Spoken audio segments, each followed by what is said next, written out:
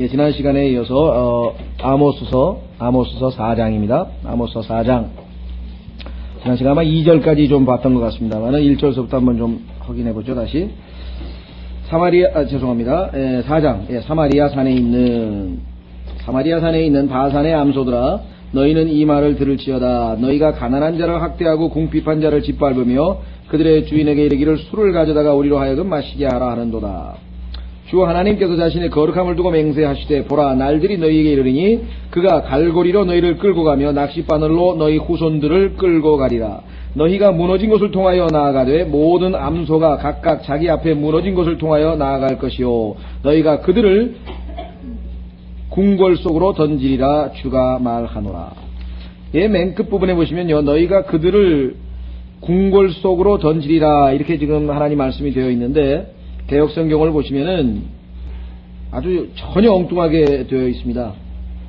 주어도 너희가 아니고요, 하르몬에 던지우리라 뭐 이렇게 되어 있는데, 왜 이렇게 고쳤는가 하니, 이들은 지금 이 그들이 누구인지를 지금 파악을 못해서 그렇습니다. 더더군다나 궁궐 속으로 던진다는 말이 이해가 안 되기 때문에, 하나님의 말씀이 이해가 안 될 때에는 우리가 겸손하게 모르기 때문에, 그렇죠? 이해 안 되면은 주님 앞에 겸손하게 엎드려서 깨닫게 해주시도록 기도를 해야 될 터인데, 참으로 뭐라 그럴까요, 교만한 사람들이죠. 어떻게 해서 하나님의 말씀이 이해가 안 된다고 해서 자기가 이해가 될 수 있는 말로 뜯어 고칠 수 있는가. 참으로 우리가 생각할 때는 심히 두렵고 떨리는 일입니다. 하나님의 말씀을 손을 댄다고 하는 일은 하나님께서 성경에서 성경의 앞부분에 있는 신명기에서 경고를 하셨고, 성경의 중앙에 있는 잠언에서 경고를 하셨고, 또 계시록의 마지막에 있는 계시록에서 3번에 걸쳐서, 물론 더 있습니다만은 명확하게 하나님의 말씀을 더하거나 뺄 수 없도록 경고하신 경고가 버젓이 있는데도 불구하고 하나님의 말씀을 너무나 많이 손을 댔었습니다. 그래서 이해가 안 되고 좀 이상하면 이렇게 자기의 의견대로 이렇게 많이 고쳤는데요. 여기도 그런 구절 중에 하나입니다. 아마 나중에 집에 가서 여러분들이 그 밑줄 친 부분을 한번 확인을 해보시면 전혀 엉뚱하게 변개가 되어 있는 것을 아마 보시게 될 것입니다. 자, 여기 우리 지난번에 이 암소라고 하는 말에 대해서 말씀을 드렸는데, 어떤 분들은 아니 어떻게 하나님께서 이렇게 참 조롱하는 또는 냉소적인 이런 표현들을 쓰실 수가 있는가, 또 아주 뭐랄까요, 놀리는 거죠. 헤롯에게도 예수님께서는 그 여우에게 가서 이르라, 이런 말씀하셨죠. 그렇죠? 성경에 보면은. 그래서 이 짐승을 빗대어서 하는 표현들이 상당히 성경에 많이 나오는데, 그것도 이제 주로 이제 뭐랄까요, 질책하고 또 책망하고 야단칠 때 그런 용어들이 가끔 등장하는 것을 우리가 보게 됩니다. 하나님을 올바로 믿는 참된 신앙이 아닌 경우에 일반적으로 얘기하는 우상숭배라든가 거짓 종교들의 특징은 뭐냐면요, 거의 아주 이 여자들을 짐승 취급하는 겁니다. 그래서 이 참되신 하나님 품으로 돌아와서 올바른 신앙생활을 하고, 올바른, 우리가 종교란 말을 받아들인다고 한다면요, 올바른 종교를 우리가 받아들일 경우에는 성경에 보면은 참으로 하나님께서 그 여자를 인격적으로 또 모든 배려를 하셔서 올바르게 존중한 것을 우리가 성경을 통해서 확인하게 됩니다.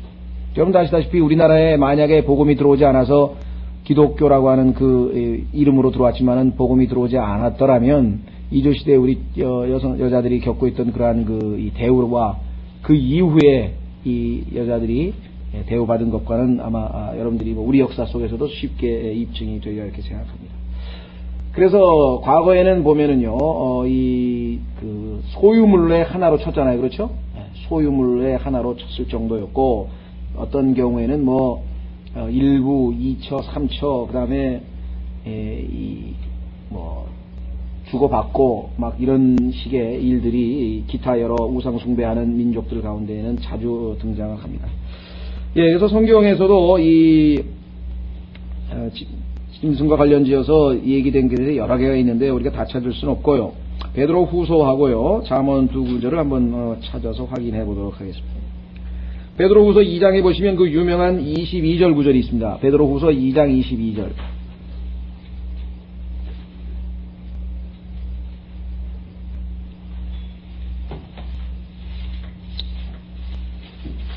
구원받지 못한 사람들을 보통 개와 돼지로 성경에서 얘기를 했는데요. 이 개와 돼지라고 했을 때는 성경에 보면은 이방인들은 또 개로 취급이 됐죠. 여러분들 개도 주인의 상에서 떨어지는 부스러기를 먹습니다라고 했던 그 수로페니키아 여인의 아주 믿음 있는 그 고백을 통해서 예수님께서 아주 칭찬하셨던 걸 우리가 알 수 있잖아요. 그 아들이 치료받았죠. 자, 베드로후서 2장 22절 그러나 참된 자문의 말씀과 같이 개는 자기가 토한 것으로 되돌아가고 씻겨진 돼지는 진창 속에서 뒹군다 하는 말이 그들에게 응하였도다. 뿐만 아니라 잠언에도 보면은 이 분별 없는 여인을 돼지와 연관을 시켰습니다. 잠언 11장 22절. 잠언 11장 22절.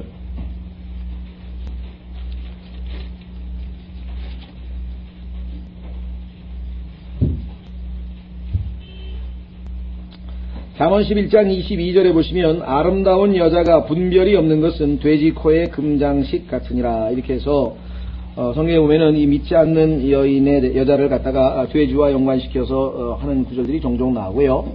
또 구원받지 못한 인간을 성경에서는 들나귀에다가 또 욥기에 보면은 비유를 했습니다. 왜냐하면 이 세상에 있는 짐승 중에서 도저히 길들이기가 불가능한 짐승, 그게 바로 들나귀랍니다.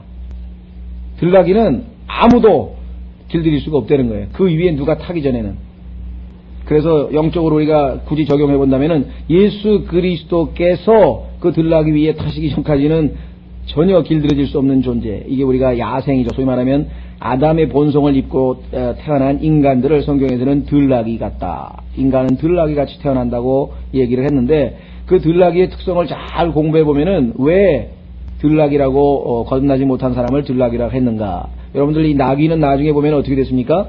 구속하지 못할 때는, 구속이 안 될 때는 목을 꺾으라고 얘기한다고 말씀을 했었죠. 자, 어쨌거나요. 그래서 우리는 이 아모스 4장 1절에 이 암소에 대한 언급을 한 것을 보게 됩니다. 사마리아 산에 있는 바산의 암소들아, 참으로 타락한 여인들이죠. 하나님을 저버린 여인들. 너희는 이 말을 들을지어다. 너희가 가난한 자를 학대하고 궁핍한 자를 짓밟으며 그들의 주인들에게 이르기를 술을 가져다가 우리로 하여금 마시게 하라. 지난번에 여긴 했었고요.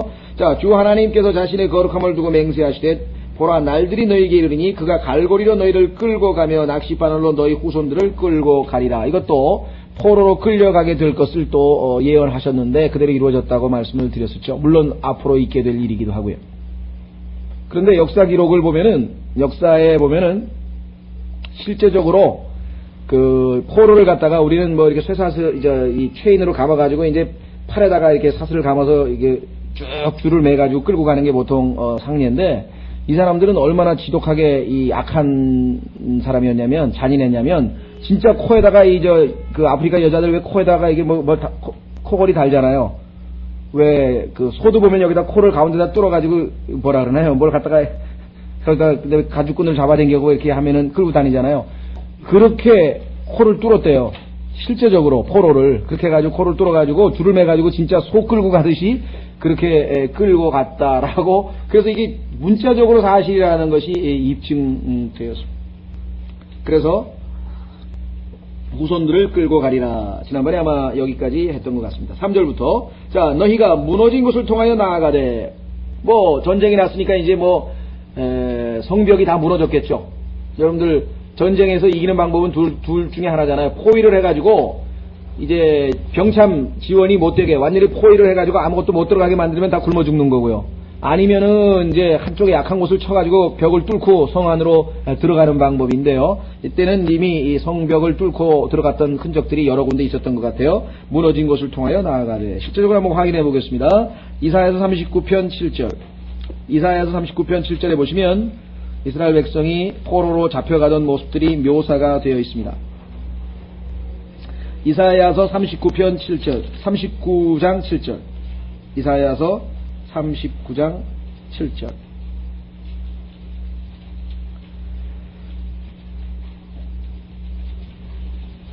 이사야서 39장 7절 6절부터 보시면 주께서 말씀하시기를 보라, 날들이 이르리니 내 집에 있는 모든 것과 내 조상들이 이날까지 쌓아두었던 것이 바벨론으로 옮겨지고 하나도 남지 아니할 것이요 또 그들이 내게서 나온 아들들 곧 내가 낳을 아들들 중에서 빼앗아 가리니 그들이 바벨론 왕의 궁궐에서 내 시가 되리라 하셨나이다 하니, 결국은 포로로 잡혀가가지고 후손들을 다 궁궐에 던지게 되는 꼴이 됐는데요. 그 아모스 4장 3절의 뒷부분이네요. 그렇죠? 아모스 4장 3절에 보면은 그 뒷부분에 대한 언급을 제가 지금 하고 있습니다. 거기 보시면 너희가 무너진 것을 통하여 나아가되 모든 암소가 각각 자기 앞에 무너진 것을 통하여 나아갈 것이요. 포로로 끌려가는 모습입니다. 너희가 그들이 누구입니까? 2절 끝부분에 너희 후손들이라고 되어 있죠. 2절 끝부분에 너희 후손들, 그들을 궁궐 속으로 던지리라. 결국은 자식들도 다 빼앗기게 되고 이와 같은 포로 생활의 비참한 모습에 대해서 언급을 하게 된 것을 우리가 보게 됩니다. 역대하 36장 19절에 보시면, 역대하 36장 19절, 아마 거기에 실제적으로 그 담이 무너져서 포로로 끌려가는 모습이 아마 거기 기록되어 있는 것 같습니다. 역대하 36장 19절. 역대하 36장 19절. 기록하기를 또 그들이 하나님의 집을 불태우며, 여기 나와 있네요. 예루살렘 성벽을 헐고, 예루살렘 성벽을 헐고 그것의 모든 궁궐을 불태우며 그것의 모든 아름다운 그릇들을 부수고, 또 칼에서 피한 자들을 그가 바벨론으로 사로잡아 가매 그들이 거기서 그와 그의 아들들의 종이 되어 페르시아 왕국이 통치할 때까지 이르렀더라. 이렇게 되어 있어요. 자, 그래서요, 우리는 아모스 4장 3절에 역사적으로 이루어진 사건을 보았고요. 적그리스도가 있게 될 때에 다시 한번 반복될 일이라고 말씀을 드렸습니다. 그렇죠? 자, 4절입니다. 너희는 베델에 가서 범죄하고 길갈에서 범죄를 크게 더하여 아침마다 너희 희생물을 3년 뒤에 너희 11조를 가져오고 감사의 희생물을 누룩과 함께 드리며 자원하는 헌물을, 여기서 지금 드리도록 공포한다 그랬는데요. 드리도록이란 말은 없습니다. 이게 지금 말이 되게 하기 위해서 지금 집어넣는데 오히려 의미가 바뀌어버렸어요. 빼버리세요.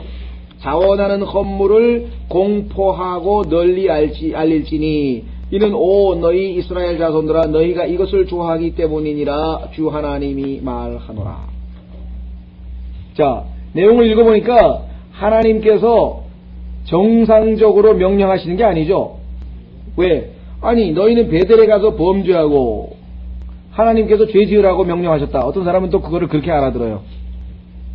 그래서 성경에 보니까 하나님이 죄를 지으라고 그러셨더라. 이건 이거 초등학교 안 나와서 그런가 보죠. 여러분들 상식적으로 생각해가지고 만약에 부모님이 하도 자식이 말을 안 들어가지고 말이죠. 그렇게 말을 안 들으려면 이놈아 나가 그랬다고 했더니 알았어요 나갈게요. 그러고 나가. 그게 집에서 나가라는 소리입니까? 아니면 제발 말 좀 잘 들으라는 소리입니까? 말귀를 못 알아듣는 거죠. 여기를 지금 하나님께서 지금 죄를 지으라고 지금 얘기한 것으로 알아들으면 그 사람이 정상이 아니죠. 그렇죠? 무슨 말 이해가 되셨습니까? 1 더하기 1은 2야. 그걸 누가 모르냐? 그랬더니 제가 모르는데요. 누가 모르냐? 그러면 그걸 누가 모르냐고 물어본 게 아니고 이거 다 아는 거야 바보야 이 소리 하는 건지. 그렇죠? 근데 그걸 또 물론 코미디 하는 사람은 그러겠죠. 저는 모르는데요 뭐 이러고 나오면 이제 그건 무슨 누가 요즘에 얘기하는 뭐 이상한 코미디 쇼에나 나오는 거지만 정상적인 의사소통을 해야 될 거 아니에요. 그렇죠? 정상적인 의사소통. 그러니까 이것은 지금 하나님께서 뭐예요? 포기 상태가 됐지. 하도 말을 안 들으니까 그래?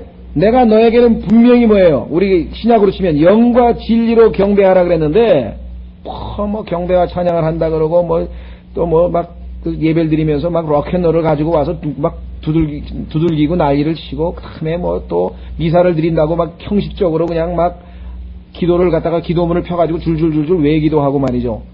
주기도문을 그냥 막 무슨 형식적으로 막 줄줄줄줄 몇 번씩 외기도하고 마음에도 없고 그렇죠. 입술만 있는 입만 있는 그런 마음에도 없는 예배를 경배를 드릴 때 하나님께서 그것을 조롱하시기 위해서 하시는 거 아니에요. 그렇죠. 또 뭐 심지어는 요즘에는 뭐 이 교회에서 패션쇼까지 한다 이게 패션쇼. 너무나 이 세상에 있는 사람들을 이렇게 복음을 전하기 위해서 끌어모으기 위해서는 그와 같은 것도 필요하다. 그래서 뭐 패션쇼도 하고 뭐 하여간 온갖 음악회도 하고 하여간 다양한 일들을 하고 있는 것 같은데요. 그러니까 하나님께서 하고 싶은 대로 하라 이게. 너희가 지금 베델에 가서 무슨 금송아지 앞에다가 절을 하고 뭐 예배를 드리고 크게 하면서 뭐 하나님을 섬긴다고 그러는데 그게 너희 생각에 예배면은 그렇게 하라 이거예요. 원하는 대로 한번 해보라. 그와 같은 일종의 뭡니까? 아주 sarcastic이라는데 아주 이 조롱하는 그런 쪼죠. 너희는 베델에 가서 범죄하고 길갈에서 범죄를 크게 더하여 아침마다 너희 희생물을 3년 뒤에 너희 11조를 가져오고. 자, 아침마다 희생물을 갖다가 가져오는 것은 성경의 율법에 맞는 겁니다. 그렇죠? 아침과 저녁에 절대로 그 번제단에 불이 꺼져서는 안 돼요. 형식적으로는 지금 다 예배 형식을 갖춘 거예요. 그렇죠? 예. 자, 그 다음에 3년 뒤에 너희 11조를 가져오고. 여러분들이 11조에 관한 구절들을 성경을 쭉 찾아보면은 3년에 한 번씩 그것도 야채라든가 채소라든가 곡식이라든가 이 먹을 것을 제사장들이 먹게 하기 위해서 가져다 주는 것이 11조입니다. 그러니까 오늘날 11조 안 드리면 무슨 뭐 그리스도인이 죄를 진다든가 이 성경대로 믿는 킹제임 성경을 쓰는 교회에서도 그렇게 설교하는 사람이 있습니다. 11조하고 신약교회하고는 아무 상관이 없는 거예요. 전부 구약에 나와는 얘기고요. 우리가 신약에서 11조를 한 그 멜기세덱이죠. 멜기세덱에게 그 11조를 했던 그 아브라함. 그래서 율법 이전 시대, 그 다음에 율법 시대도 11조를 했다면 최소한도 우리가 이 헌금의 기준으로 삼을 때 10분의 1 이상은 해야 되지 않겠는가. 이 정도로 우리가 만약에 참도로 한다면 문제가 안 되지만 11조를 해야만 한다? 구원받은 신약시대의 그리스도인은 아무것도 해야만 한다는 없어요. 다 이루었다. 예수님 다 해놨는데 뭘 해요? 우리는 있는 그대로 아무것도 안 하고도 하나님의 자녀여 영원한 축복을 누릴 자녀들이여 하늘나라에 갈 수 있는 사람이여 그렇습니다. 다만 우리는 자발적으로 그렇죠? 감사의 희생 제물을 하나님께 드리는 것이고 우리의 몸을 하나님께 우리의 산 희생물로 드리는 것이고 이건 다 뭐예요? 주님께서 다 이루신 그 일들에 대한 감사로 우리가 자발적으로 행하는 것이지 해야만 한다 하지 않으면 어떻게 된다 이건 없어요. 교회를 가야만 한다? 그런 건 없어요. 성경에. 예배를 드려야만 된다? 그런 건 없어요. 그건 다 우리가 구원받은 성도로서 주님께서 기뻐하시는 일을 자발적으로 우리가 하는 것이지 뭐 해야만 한다 안 하면 어떻게 된다 이런 규정은 없다는 거죠. 그래서 구약의 개념하고는 완전히 틀리다는 거. 더더군다나 성경에 11조에 대해서 쭉 한번 찾아보세요. 어떻게 되어 있나. 여기 나왔대요. 3년마다 하게 되어 있단 말이에요. 그것도 이 레위 지파의 제사장들에게 지금 이 음식으로 돈이 아니고 음식으로 내게 되어 있거든요. 11조라는 것이. 그러니까 돈으로 11조 낸다고 하는 것 자체도 성경에 맞지 않는 얘기고. 그래서 우리는 이 규례를 만들어서 지키는 것이 이 신약적인 은혜 시대와는 전혀 상관이 없다라고 하는 것을 우리는 잘 알고 있습니다. 자, 그래서요. 그 다음에 또 뭐라고 했습니까? 감사의 희생물을 누룩과 함께 드리며. 자, 원래 우리가 감사의 희생물은 성경에 보면은요, 누룩과 함께 드리면 안 됩니다. 누룩 없는 빵으로 드리게 되어 있는데, 규칙대로 안 하고, 하나님이 정하신 법대로 안 하고, 제멋대로 하는 거예요. 분명히 하나님께서는 영과 진리로 경배하라 그랬는데, 뭐, 육신으로, 전통으로 경배하는 사람도 있단 말이에요. 예배를 드릴 때. 그렇죠? 마찬가지로, 이들도 지금, 법을 어기고 지금 하는 거죠. 한번 확인해 보겠습니다.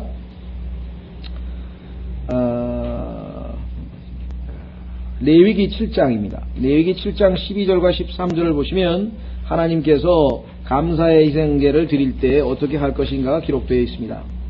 레위기 7장 12절과 13절입니다.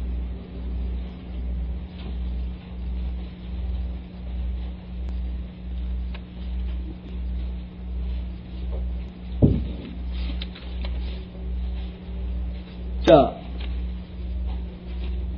레위기 7장 12절 만일 그가 감사함으로 그랬죠. 자 11절부터 보시면 주께 드리는 화평 헌물의 희생물에 관한 법은 이러하니라. 만일 그가 감사함으로 그것을 드리거든 누룩을 넣지 않고 여기 나와 있네요. 기름을 섞어 만든 납작한 빵과 누룩을 넣지 않고 기름을 발라 만든 얇은 과자와 고운 밀가루에 기름을 섞어 튀긴 납작한 빵을 그 다음에 뭐예요? 그 감사 희생물과 함께 드리고 이렇게 돼 있죠.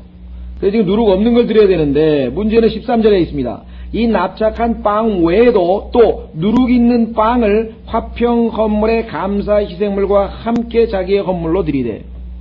그러니까 감사의 희생물은 누룩 없는 빵으로 드린 다음에 자기가 또 자발적으로 드릴 것이 있을 때에는 이제 여기 보면 이제 누룩 있는 것을 허락을 하신 거죠. 그런데 하나님이 정하신 규칙대로 하지 아니하고 감사의 희생물을 드릴 때에 지금 누룩과 함께 드리라고 지금 아모스 4장 5절에 나와 있어요. 그러면 하나님께서 규칙을 어겨서 지금 예배를 드리라 그 소리냐? 그게 아니고 너희는 내 말을 안 듣고 하고 싶은 대로 하는 자들이니까 계속해서 말을 안 들으니까 네가 하고 싶은 대로 해. 그렇게라도 법을 어겨서 내가 하나님 말씀에 기록되어 있는 거하고는 다르게 그것도 네가 하고 싶으면 하라 이 말. 자, 그 다음에 뒷부분에 자원하는 헌물을 그 다음에 공포하고 널리 알릴지니. 자, 자원하는 헌물이라고 하는 것은 그야말로 자기가 원하기 때문에 자원하는 건데 그거를 사람들에게 공포하고 널리 알리면 어떻게 됩니까?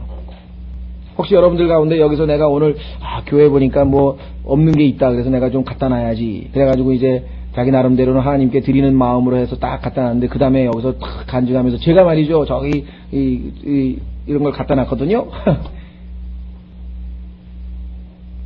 오히려 뭐야 주님께서 오른손이 한 일을 왼손이 모르게 하라 그랬잖아요. 그럼 자원하는 헌물을 하게 되면 그건 공포하고 알림의 대상이 아니죠. 당연히 그렇죠. 자, 여러분 잘 아시는 것처럼 복음서에도 뭐라고 말씀하셨습니까? 만약에 어떤 사람이 뭐라 그러나요? 이 금식을 할 때에는 어떻게 됩니까? 금식을 할 때는 머리에다 김을 바르고 자기가 금식 중이라고 하는 걸 사람들에게 알리지 말아야죠. 그죠? 난 지금 금식도 하는 사람이야. 이렇게 영적인 사람 봤어? 하고 막 이러고 자랑하는 게 아니고 금식 안 하는 척 하고 모르게 하라 그랬잖아요. 기도할 때도 골방에 들어가서 숨어서 하라고. 봉사도 모든 것이 지금 뭐예요? 자발적으로 하는 거기 때문에 공포하고 알리는 게 아닌데 하나님 보시니까 이 이스라엘 사람들은 뭐 하나 해도 그냥 그거를 자기 자랑으로 나는 이거 했다고 그냥 그런 거 있잖아요. 왜? 과시하려고 하는 그런 외형적인 그런 외적인 종교의식 이런 거에 하나님께서 아예 질리셔가지고 그냥 하고 싶으면 그것도 하라 이게 지금 이렇게 말씀하고 계신 거죠. 그렇죠? 오늘날 참 이 시대 라오디게아 교회 시대의 모습을 보세요. 난 어떤 교회에서는 헌금 봉투 읽다가 한 10분 걸리더라 보니까 그냥 누구 얼마 누구 뭐 11조 누구 11조 누구 11조 무슨 장로님 무슨 권사님 무슨 장로님 뭐 한참 도대체 난 왜 그렇게 하지 말라는 짓만 골라서 하는지 잘 모르겠어요. 하나님께서 하고 싶으면 하라 이거야. 감사 헌금을 하든 무슨 뭐 추수감사절 헌금을 하든 무슨 감사 헌금을 하든 그러니까 다 거기다 이름 크게 써가지고 무슨 뭐 이래가지고 다 알리라 이게 공포하고 알리고 다 하라 이게. 대단히 죄송하지만 하나님께서 그런 하나도 안 받으시는데 자원하는 거라는 그건 뭐예요? 우리 신앙도 때로는 그런 식이 된다는 거죠. 그러니까 하나님께서 지금 여기서 아주 신랄하게 비꼬시는 거예요. 그러니까 어떤 사람은 하나님이 사용하시는 말씀치고는 좀 너무하시는 것 같은데 이렇게 생각할지 모르지만요. 성경 곳곳에 그런 것들이 많습니다. 한번 확인해 보겠습니다. 성경에 계시된 하나님은 우리가 알고 있는 하나님과 상당히 다른 경우가 많다는 것이죠. 자, 마태복음 23장 15절 보십시오. 마태복음 23장 15절.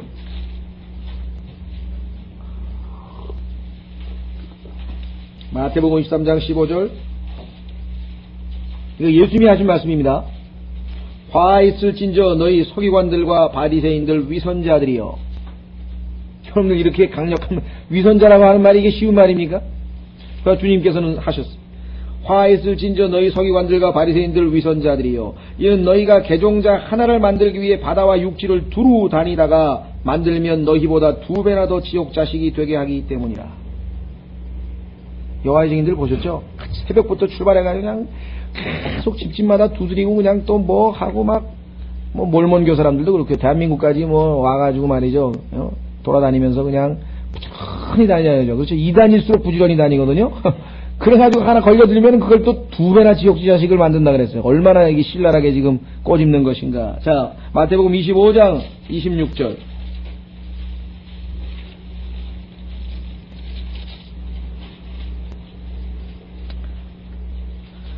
한 달런트를 갖다 땅에다 숨겨놨다 그러고 하니까 예수님께서 뭐라고 답변하시는 것인고 하니 그의 주인이 그에게 대답하여 이르되 악하고 게으른 종아 나는 뿌리지 않는 데서 거두고 해치지 않는 데서 모으는 줄로 내가 알았으니 그러니까 내가 누구인 줄 잘 알았구만. 그렇다면 그러므로 마땅히 내 돈을 내 돈 바꾸는 자에게 맡겼다가 내게 돌아와서 내 원금과 이자를 받게 했어야 하였도다.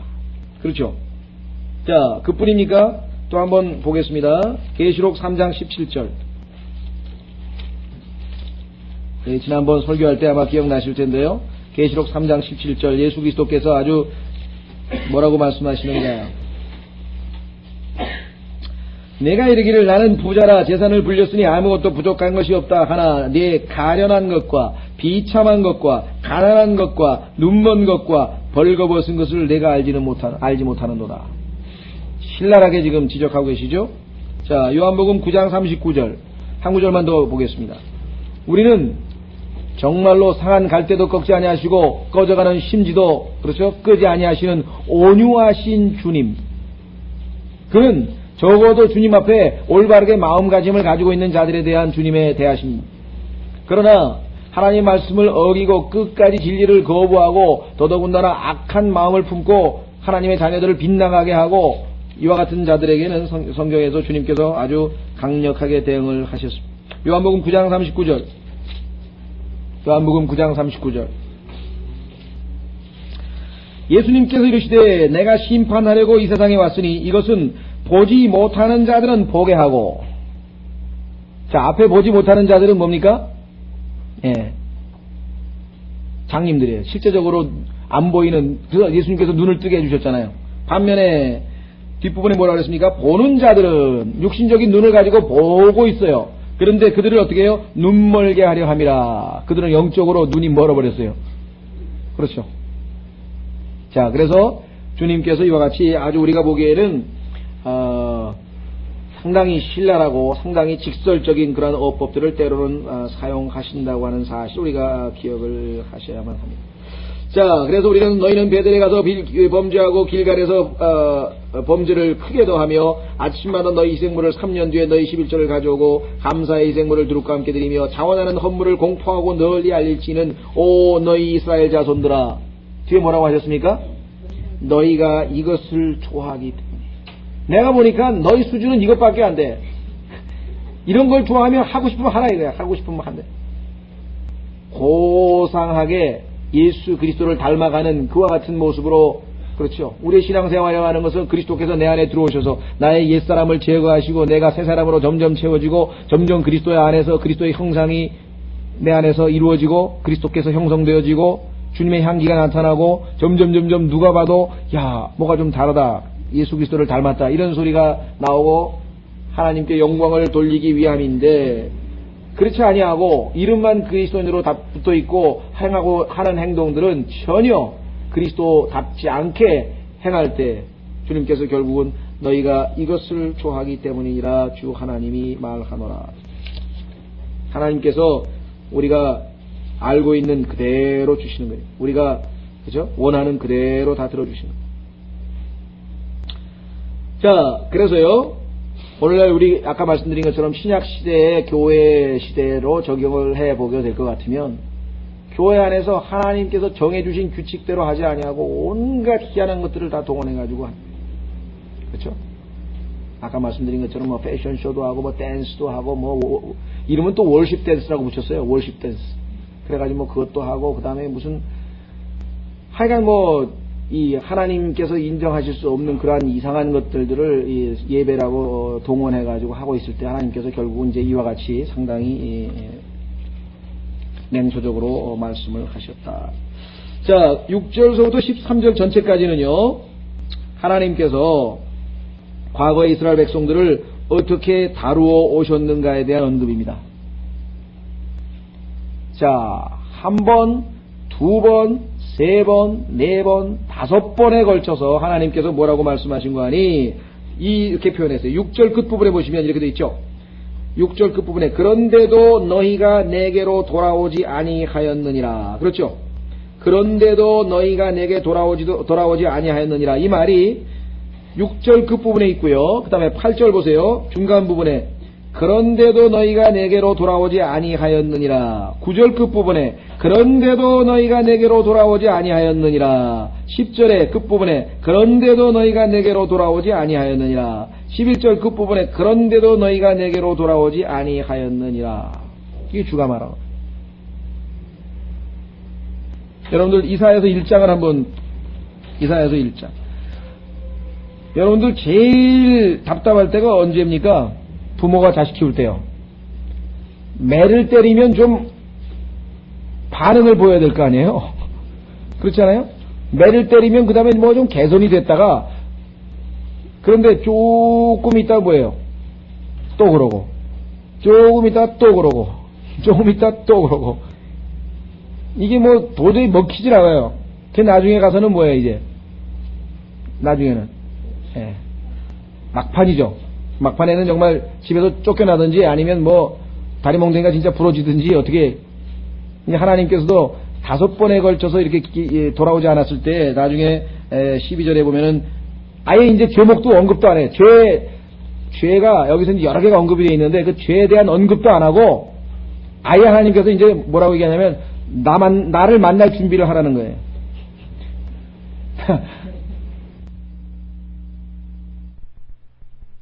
하라고 아주 딱 경고라 끝내버렸어요.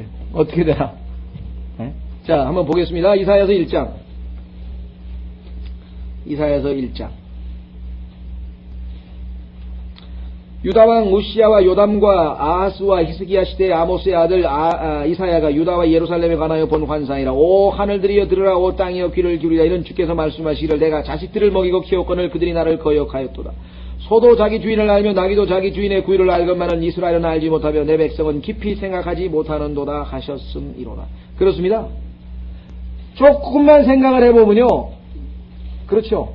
부모님이 얼마나 나를 사랑하시고 얼마나 희생하시고 얼마나 고생하시고 이게 조금만 처리 들면 다 아는데, 그렇죠. 인간도 이스라엘도 마찬가지. 생각이 없어요. 여러분들 자식들 야단치실 때 그런 얘기 하잖아요. 어찌 이렇게 생각이 없냐 이놈아. 조금만 생각해보면 알 텐데, 그런 짓을 안 할 텐데. 아 슬프다. 죄 많은 민족이요 불법을 짊어진 백성이요 악을 행하는 자들의 시요 부패시키는 자식들이로다. 그들이 주를 버리고 이스라엘의 거룩하신 이의 분노를 일으키며 뒤로 물러갔도다. 그렇게 많이 맞았건만 5절 너희가 어찌하여 더 많이 맞으려 하느냐. 너희가 더욱더 반역하려 하는도다. 너희의 온 머리는 병들었고 온 마음은 기진하였으며 발바닥에서부터 머리끝까지 성한 곳이 없이 상한 것과 멍든 것과 골문 종기들 뿐이거늘 이것들을 꿰매고 싸매고 향유를 발라 아픔을 달래지도 못하였도다. 그리스도인들 가운데서도 마찬가지예요. 하나님의 징계를 계속해서 지금 임하는데 그 징계의 목적이 성취가 안 되는 거예요. 계속해서 반복되는 그런 징계를 당하는 경우도 있는 것을 우리가 보게 됩니다. 그렇죠? 자, 그래서 아모스 다시 4장으로 돌아옵니다. 하나님께서 구체적인 내용을 한번 보겠습니다. 어떻게 이스라엘 백성을 해 주셨는데 어떻게 말을 안 들었는가. 6절 내가 또한 너희의 모든 도시에서 너희 이를 깨끗하게 하며. 여러분들 이가 깨끗하다는 얘기는요 굶었다는 얘기입니다. 왜냐하면 여러분들 밥 먹어보세요. 이가 깨끗한가. 여기 뭐 끼잖아요. 예? 빵 먹어보세요. 빵이나 밥이나 뭐 먹으면 이빨이 어떻게 돼요? 더러워지잖아요. 그러니까 이를 깨끗하게 하며 그냥 굶었다는 얘기예요. 너희에게 비를 멈추게 하며. 동사가 안 되는 거죠. 어디에요? 잘못 읽었네요. 내가 또한 너희의 모든 도시에서 너희 이를 깨끗하게 하며 너희 모든 처소에서 빵이 부족하게 하였느니라. 얼마나 이해하기가 쉬워요, 성경은. 왜? 이를 깨끗하게 하며, 그럼 못 알아들을까봐 옆에다 뒤에다 보완 설명을 해놨잖아요. 그 성경은 항상 문맥을 보라 그랬지. 앞뒤 문맥만 보면요, 금방 이해가 돼요. 물과 성령으로 거듭나지 아니하며, 그냥 물이 뭐냐, 이게 물이. 예수님께서 3장 6절에서 뭐라고 했어요? 육으로 난 것은 육이요 성령으로 난 것은 영이니라. 그렇죠. 그래서 앞뒤에서 성경은 쉽게 해석이 될 때가 많습니다. 자, 너희 모든 처소에서 빵이 부족하게 하였느니라. 하나님께서 첫 번째 징계의 수단이 뭐였냐면 굶게 했어요. 굶게 했어요. 그렇죠. 옛날에도 우리 그런 거 있죠. 예. 자식들 말 안 들으면 굶긴다 이게. 안 준다 이게. 먹을 걸 안 준다 이게. 그런데도 너희가 내게로 돌아오지 아니하였느니라 주가 말하노라.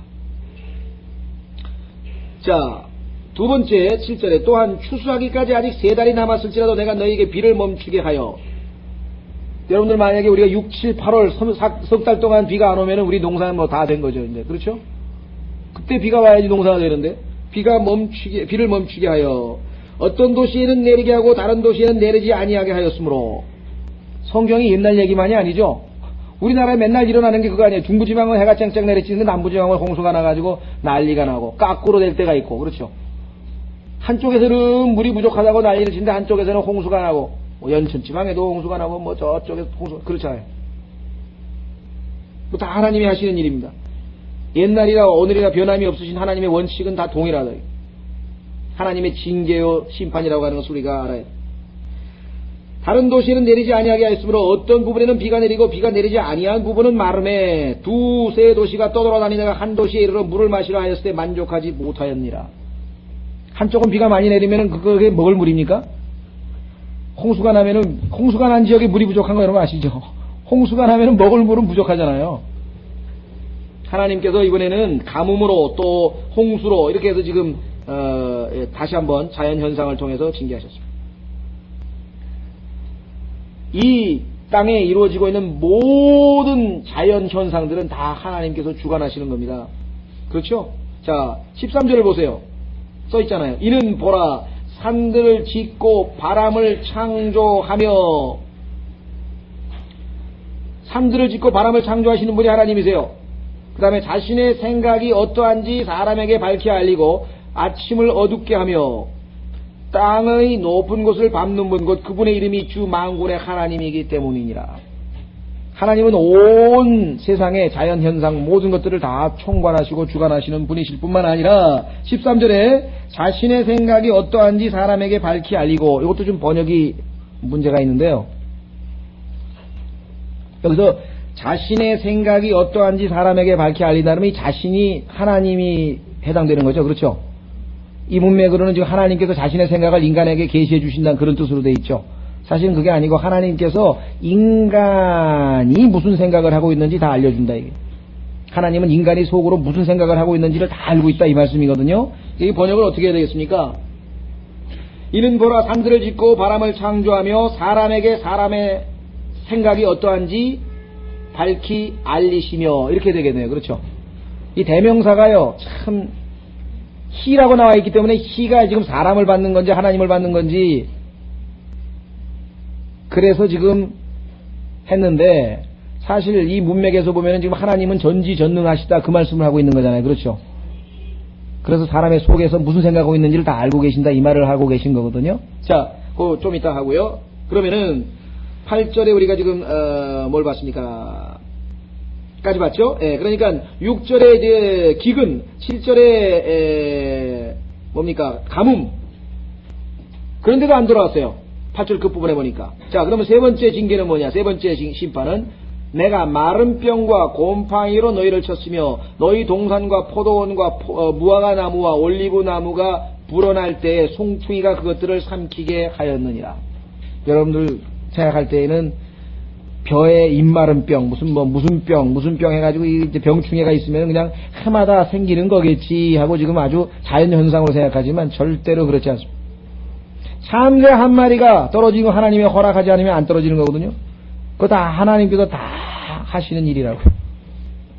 우리 그리스도인들은 그렇게 바라봐야 된다는. 성경에 기록되어 있잖아요. 천둥 소리 하나도 그냥 이게 뭐 여름이 돼서 태풍이 불어서 뭐 폭풍우가 치는 거예요. 그게 아니고 전부 다 뭐예요? 하나님께서 주관하시는 거예요. 다만 우리가 다 모르죠. 왜 하나님께서 이 시대에 이때 가뭄을 주셨는지, 왜 이때 홍수가 났는지 우리는 그 뜻을 처음부터 끝까지 다 알 수는 없어요. 그렇기 때문에 우리는 뭐예요? 기도하는 거죠. 그렇죠. 만약에 이 땅에 가뭄이 들어서 우리가 만약에 농사 지을 수 없을 지경까지 되면 어떻게 합니까? 그것을 주관하시는 분이 누구인지를 아는 사람이 지금 기도해야죠. 기우제를 드리거나 아니면 무슨 어떤 우상들에게 가가지고 그렇게 해봐야 아무 소용도 없는 거잖아요. 그 문제를 해결하실 수 있는 하나님께 기도할 수 있는 백성이 있어야 되겠죠. 그렇죠? 예. 자, 인도나 아프리카나 하여간 이런 지역들에 보면은 가뭄이 있고, 그 다음에 하여간 굶어 죽고 이런 여러 가지 현상 중에 하나가요. 하나님께서 그렇게 했으면은 어떻게 됐습니까? 여기 나오는 것. 돌아와야 될 거 아니야. 하나님께로 돌아와가지고 하나님께 기도를 해야 되는데, 어떤 하나님? 산들을 짓고 바람을 창조하고 인간의 생각을 밝히 알리고 아침을 어둡게 하고 땅의 높은 곳을 밟는 그분, 곧 주 만군의 하나님이신 그분께 기도를 해야 되는데, 물 떠다 놓고 기도하고 말이죠. 돼지머리 잘라놓고 거기다 기도하고 말이죠. 아니 무슨 돌 같은 데다 갖다 기도하고 온갖 종류의 잡신들에게 가서 기도를 하고 기우제를 드리니 그게 되겠냐. 더더욱. 자, 그 다음에 네 번째죠. 10절.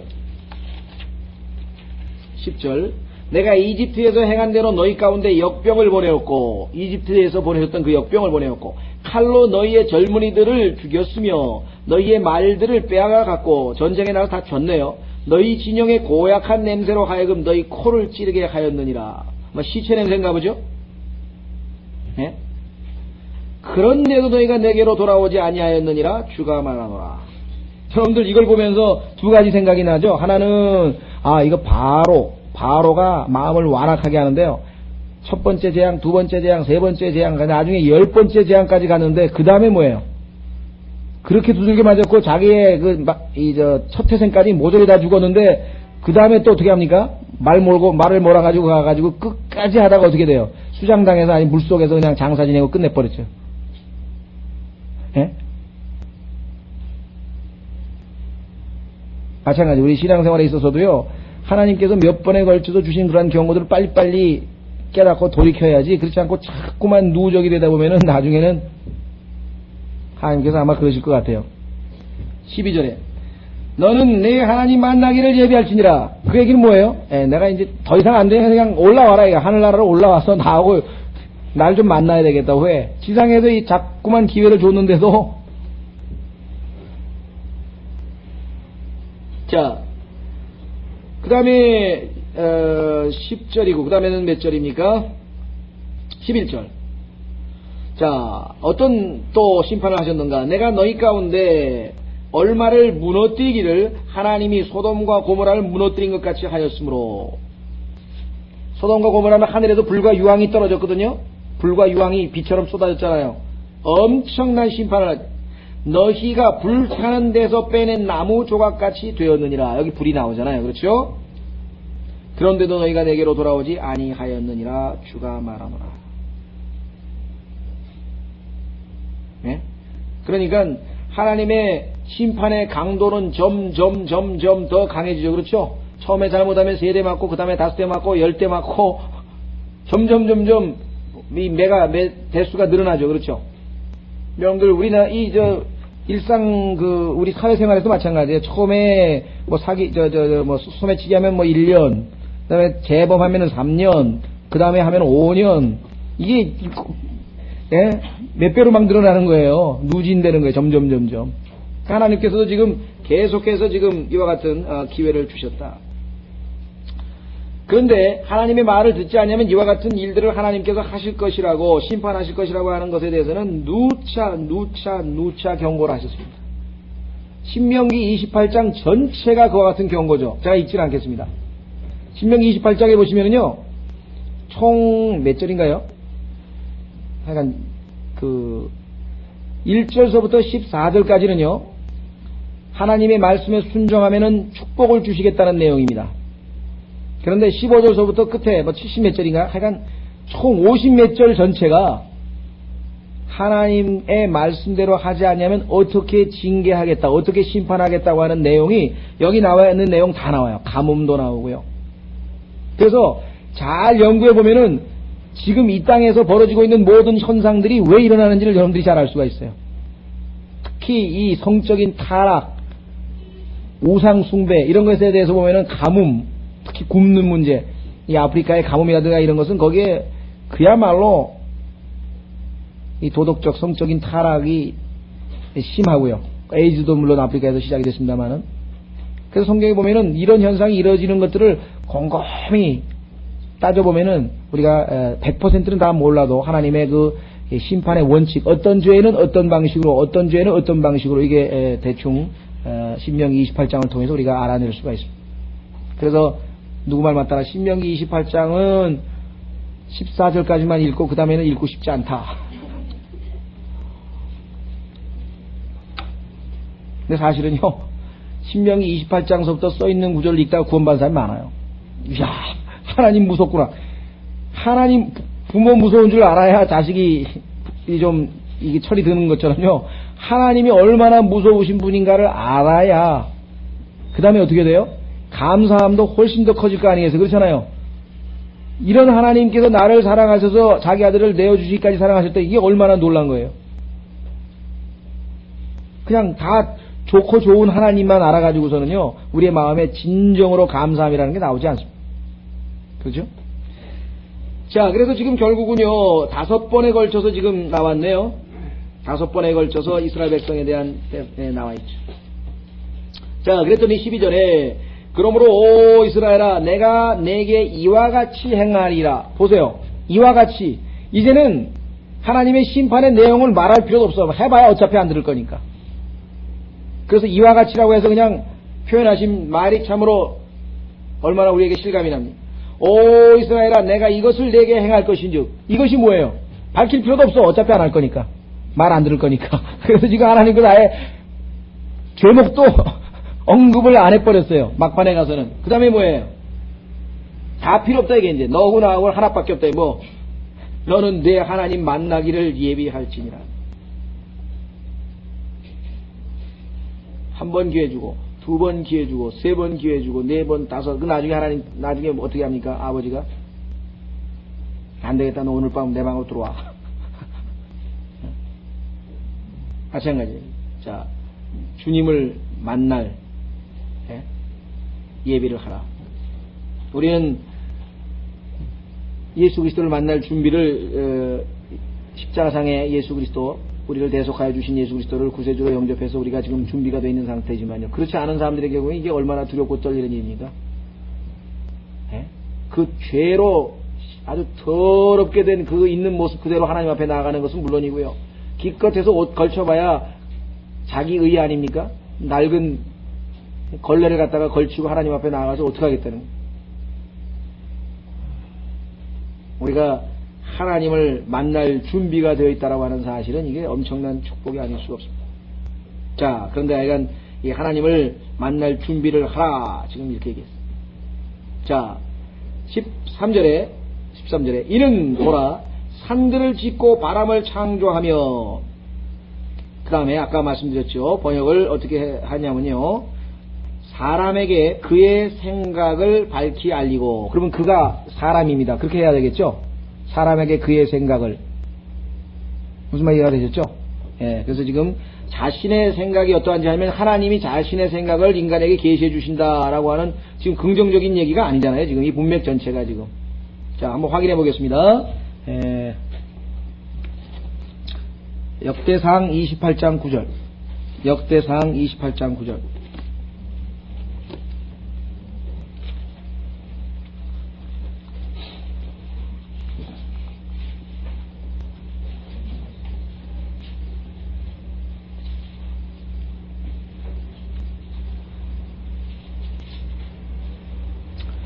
역대기상 28장 9절에 기록하기를, 내 아들 솔로몬아, 너는 내 아버지의 하나님을 알고 완전한 마음과 자원하는 생각으로 그분을 섬길지어다.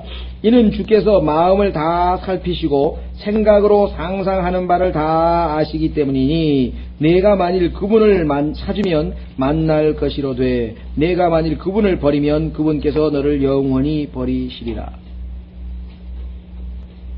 인간의 생각이 무엇인지를 다 알고 계신 것이죠. 그러니까 하나님 앞에 우리가 행한 모든 것들의 깊숙한 동기, 아까 말씀드린 것처럼 내가 하나님께 헌금을 했던, 그죠? 예배를 했던, 봉사를 했던, 뭘 했던 간에 그것이 하나님 앞에서는 속일 수가 없다 이게. 내가 나의 신앙생활을 과시하기 위해서, 나는 이렇게 영적으로 뛰어난 사람이다, 그걸 과시하기 위해서 한 것인지, 영과 진리로 하나님 앞에 제대로 경배한 것인지, 그걸 누가 아냐 이게. 하나님만이 아실 거라 이 말이죠. 그렇죠? 그래서 결국은 하나님은 절대로 속지 않으십니다. 우리가 하나님을 속일 수는 없다 이 말이죠. 자, 갈라디아서 6장 7절입니다. 갈라디아서 6장 7절. 그때 가서 하나님 나는 평생 주님만 섬기다 왔는데 왜 이렇게 상급이 적습니까? 80%가 무효다 이게 80%가 너는 법대로 한 거는 20%밖에 없고 80%는 전부 다 잘못된 방식으로 법대로 안 했으니까 무효. 자, 갈라디아서 6장 7절입니다. 갈라디아서 6장 7절 속지 말라 하나님은 조롱을 받지 아니하시나니 이는 사람이 무엇을 심든지 그대로 거둘 것임이라. 어떻게 하나님을 슬쩍 속여가지고 넘겨칠 수는 없다 이 말이죠.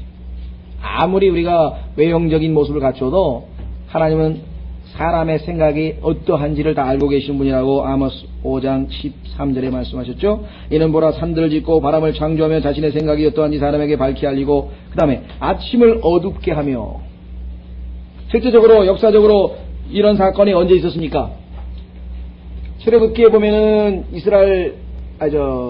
이집트 전 땅이 이스라엘 백성들이 살고 있는 고센 땅이라고 하는 그 땅만 제외하고 전체가 다 캄캄하게 된 사건, 심판이 있었죠. 암흑 10개의 심판 중에 암흑 심판이 있었고요. 그 다음에 예수 그리스도께서 십자가에 달리셨을 때 하나님께서 우리를 대신하여 죄를 짊어지신 예수님을 심판하셨죠. 그래서 그 심판으로 인해서 낮 12시인데 온 주변이 캄캄해졌다. 낮 12시가 캄캄해졌다고 말씀을 했고요. 또 계시록 6장에 보면은 바로 해가 어두워지고 해서 결국은 마지막 때에도 그와 같은 현상이 벌어질 것을 성경에서 말씀하고 있습니다. 아침이 캄캄해진다. 마찬가지입니다. 이 땅에서 우리가 언제 죽을지 모르거든요. 그렇죠?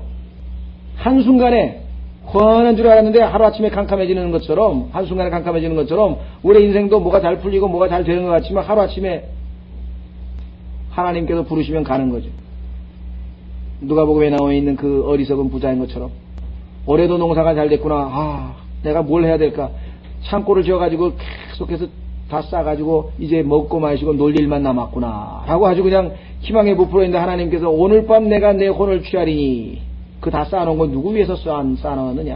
성경에 보니까 하나님께서 악한 자들이 쌓아놓는 것은 의로운 자를 위하여 쌓아놓았다. 저 그리스도가 죽어라고 잘 통치해가지고 말이죠. 재산 불려놓은 거 나중에 보니까 천년왕국 때 이스라엘 백성들이 다 차지한다. 출애굽 때도 마찬가지죠.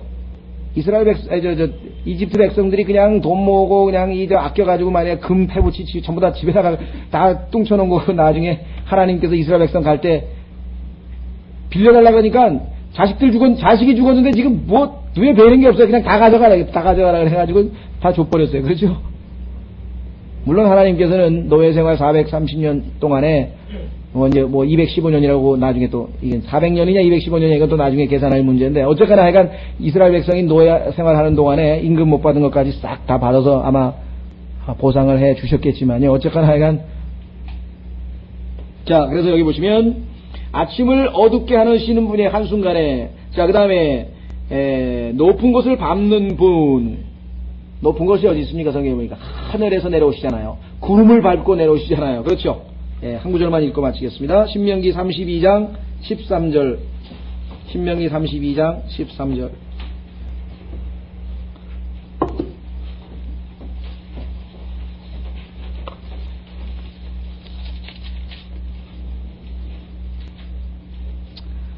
신명기 32장 13절 주께서 그로 하여금 땅의 높은 곳에서 타고 다니게 하시며 땅의 높은 곳에서 타고 다니게 하신다 그랬고요. 33장 29절에 보시면 33장 29절에 보시면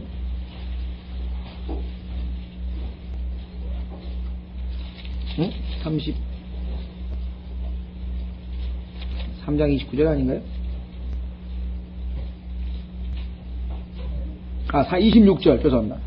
33장 26절 여수론의 하나님 같은 이가 없도다. 그분께서 너를 도우시려고 하늘을 타시고 자신의 위엄을 공중에 나타내시는도다.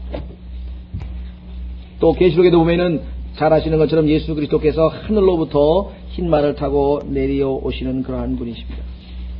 자, 그래서 우리는 아모스 4장 전체를 통해서 하나님께서 이스라엘 백성에게 반복되는 기회를 제공했지만 이스라엘은 결국은 하나님께로 돌아오지 아니하였다라고 얘기를 했습니다. 자, 그래서 결국은 5장에 보면 오 이스라엘 집아 너희는 내가 너희를 대적하여 애가로 지은 이 말을 들으라. 애가는 뭡니까? 애통해서 부르는 노래잖아요. 그렇죠? 회개를 안 하고 끝까지 버팅기는 그 이스라엘이 당할 일들을 지금 예언을 하고 있는 것이죠.